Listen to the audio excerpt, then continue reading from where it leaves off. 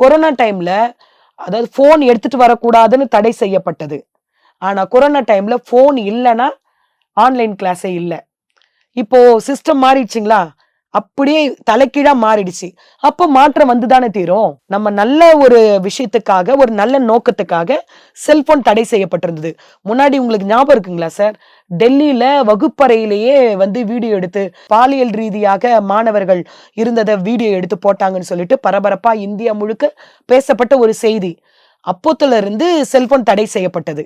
ஆனா ஸ்கூல்லயும் காலேஜ்லயும் அதை பேன் பண்ணிட்டாங்க. ஆனா அதுக்கு பிறகு கொரோனா வந்த உடனே அதாவது முழுவதுமாக வெளியேற்றப்பட்டிருந்த ஒரு ஒரு தீமையான ஒரு ஒரு இதுவ சாதனம், ஒரு கருவிய அத மறுபடியும் என்ன பண்ணிட்டோம், எடுத்துட்டு அப்படியே உயரத்துல ஏத்தி வச்சு அழகு பாக்குறோம் இப்ப நம்ம. அதனுடைய விளைவுதான் சார் இது.